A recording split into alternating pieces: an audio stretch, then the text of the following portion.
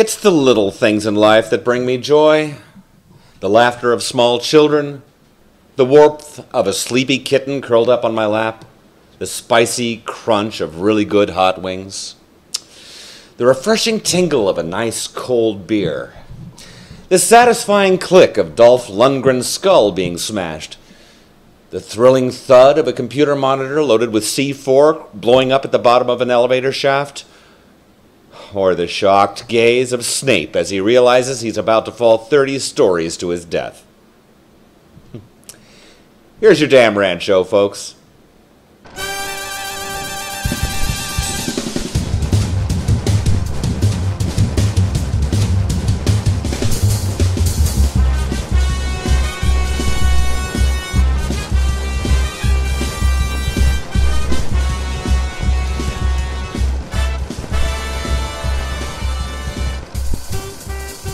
Greetings and welcome to Film Rants, pissing off fans of cinema for over a year now.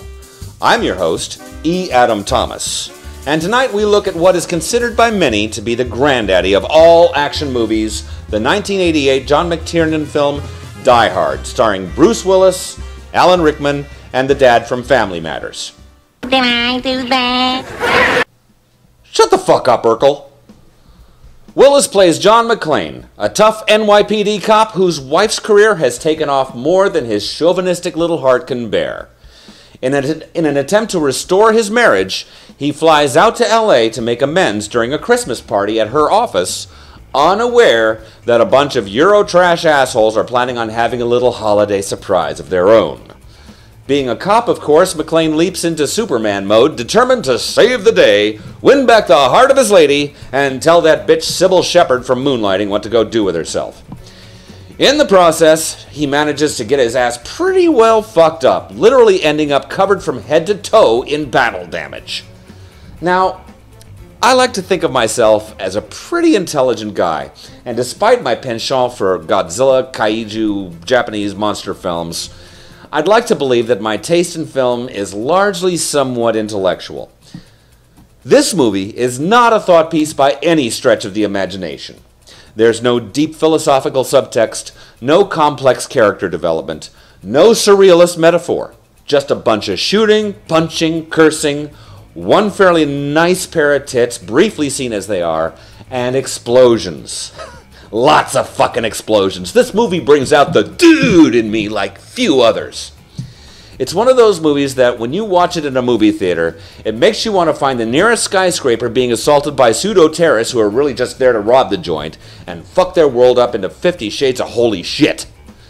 This is probably one of the reasons I stopped going to movies like this in the theaters. Adrenaline is a terrible drug when not used properly. Sorry about your car, Mom. Anyway, this really is one of those non-stop thrill ride films that wrote the book on how to make an action movie not suck.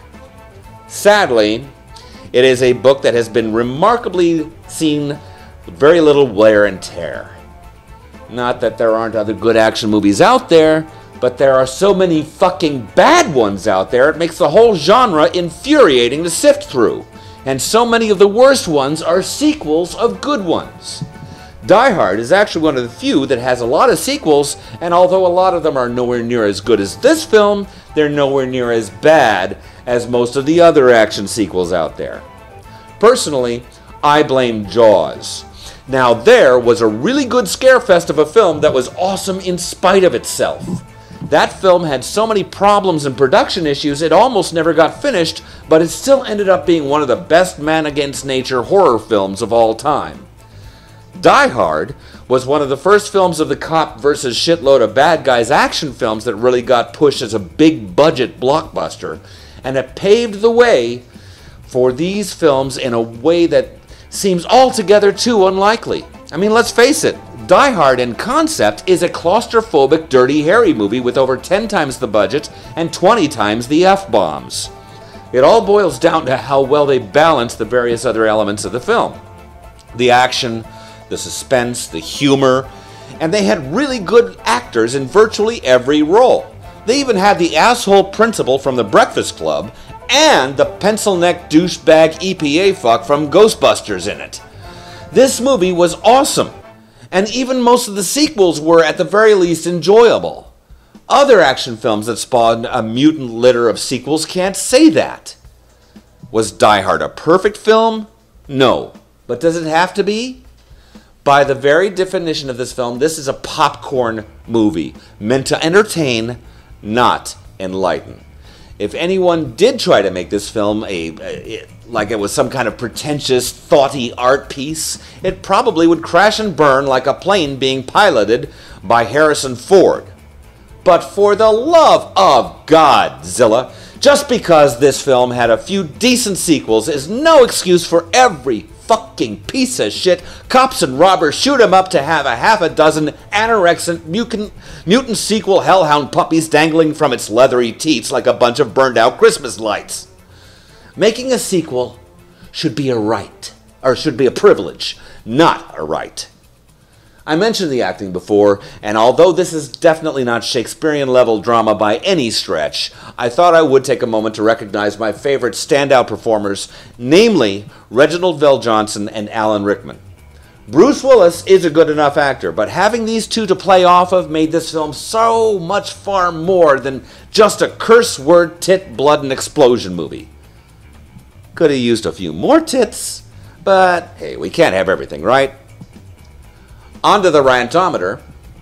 Artistic gets a strong 4, especially for the level of detail that went into making it look believable visually, from the fight scenes to the gunplay and the destruction scenes.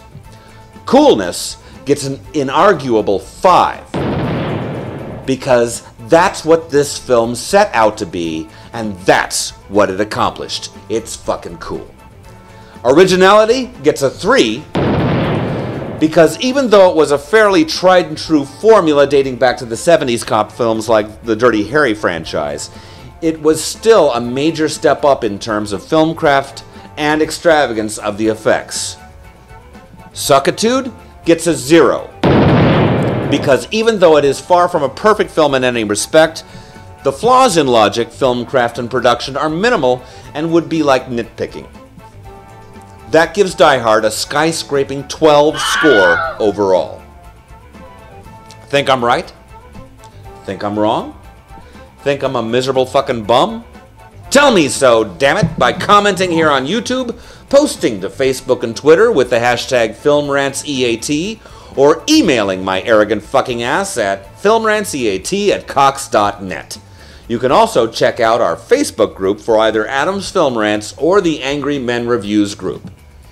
Next week, we'll be looking at Die Hard's fraternal twin brother, Lethal Weapon, starring Mel Gibson and Danny Glover, and about 2.5 minutes more tits than Die Hard. In the meantime, yippee-ki-yay, motherfucker.